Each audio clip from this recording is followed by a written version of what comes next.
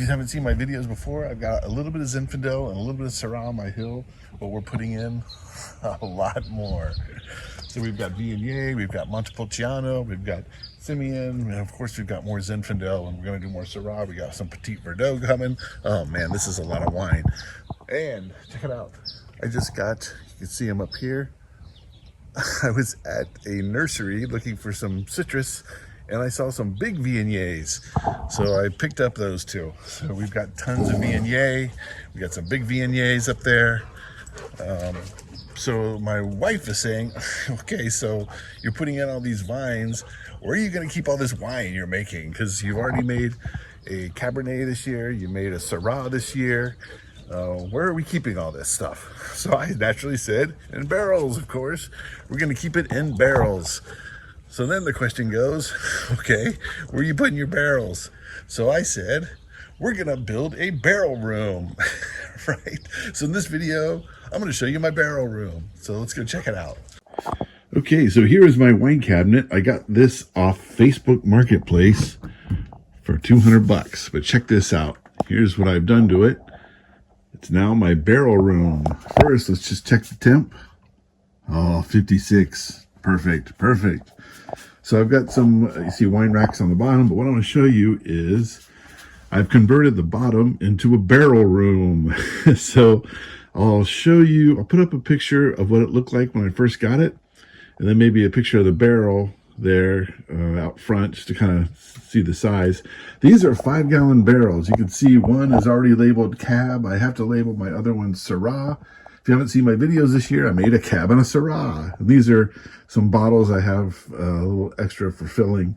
But I'm going to show you a little bit how I made this. So again, you know, of course, it was stacked up to the top. It had 2 of these sort of slotted pieces for wine bottles. So there's a top one and a bottom one. This is the top one. So I took out the bottom one. So the question was, you know, a couple questions. One is, all right, well, how am I going to get my barrels in there? You can see that the barrels are a little bit wider than the width of the cabinet. I was hoping that they were just going to fit there perfectly, but you know, nothing's perfect. So first thing I did is I had to raise one of them. So what I did is I just took some 4x4s, which is really 3.5 by 3.5, because like a 2x4, they're never really the right size, right? And so I stacked them just so I could raise that stand a little bit. Now, one thing you're going to see is I do have some spilled wine, and I actually accounted for this because this is actually a piece of plywood that I put on the bottom just in case I started spilling, which surprisingly I did. So yeah, so I've got a piece of plywood on the bottom. It's 2x2. So the inside is 24 inches by 24 inches. So again, I got my 5-gallon barrels. Here's my Cab. It's on a stand, and I'll put a link below in the description about the barrels that I'm using. Then the next thing was, how am I going to get this rack on top?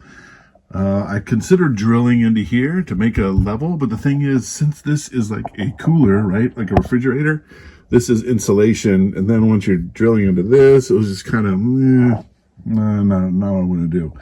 So what I did is I got these posts also at Home Depot, right? So these are 2x2s, so probably 1.5 by 1.5s, right? So I put them on all 4 corners. Let's just say that since this barrel is stacked, that wood actually goes, these actually go all the way back. So that one is cut a little bit shorter. So what I did is I got 2x2s, right? And then I got this piece. This is actually an oak piece, so pretty strong, right? So I screwed this into here, also kind of glued it, right? Then what I did is I got these pieces, you'll see, that go across. So these aren't glued or anything. I just kind of set them on there. So this way I can kind of take this thing out, because what I might do is I might turn this into, kind of the big plan is I'm probably going to make another shelf on top to make another fermentation rack. This cooler is an awesome cooler. It's I don't know, Wine Mate, but this thing is strong. This thing puts out some juice. But getting back to this, so I just made these so these can once the weight is off here, I can pull these off and I can take these out so I can change my configuration around a little bit better. The other thing I wanted to make sure of is that I had enough space here, right? Because if you're using wine barrels, they will lose a little bit of wine over time, right? So you have to keep, I need to get access to the top.